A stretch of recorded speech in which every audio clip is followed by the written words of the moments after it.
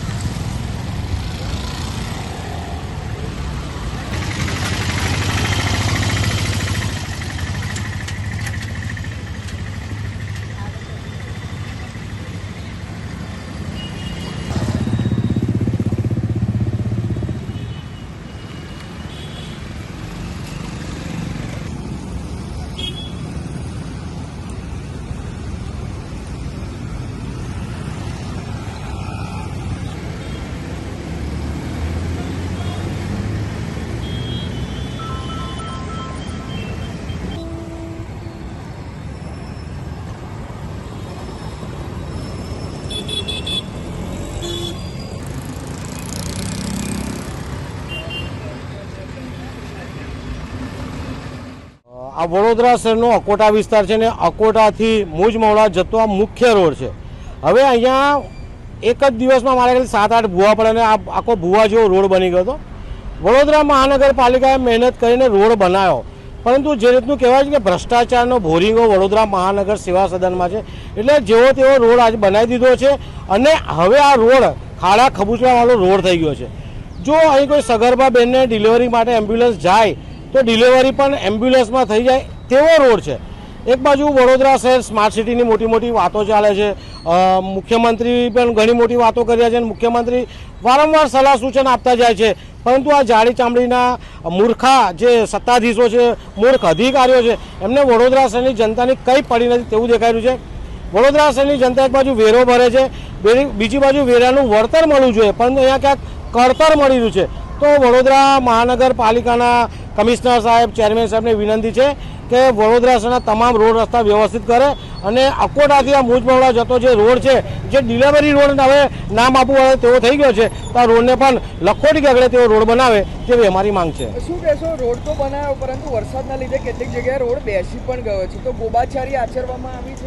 વડોદરા મહાનગરપાલિકાનું કે ભૂવો પડે એટલે રોડાછાળું નાખીને પૂરી દેવું, ગમે તે રોડ સપાટ બનાવી દેવો, પરંતુ જ્યારે વરસાદ પડે છે ત્યારે પાછો રોડ દબાણમાં થઈ જાય છે, એટલે ખાડા ખબૂચડા થઈ જાય। એટલે વડોદરા મહાનગરપાલિકામાં કોન્ટ્રાક્ટર અને અધિકારીઓની વચ્ચે એટલો મોટો ભ્રષ્ટાચાર ચાલી રહ્યો છે, જે જનતાને ભોગવવું પડે છે। અધિકારી કરે છે ભ્રષ્ટાચાર, નગરસેવકને ખબર છે, ધારાસભ્યને ખબર છે, પરંતુ આ બધાની કટકી એમાં સામેલ હોય છે, જેના કારણે તમામ રોડમાં ખાડા જોવા મળે છે। કમિશનર સાહેબને વારંવાર કહીશ, જનતા વેરો ભરે છે, વેરાનું વળતર આપો।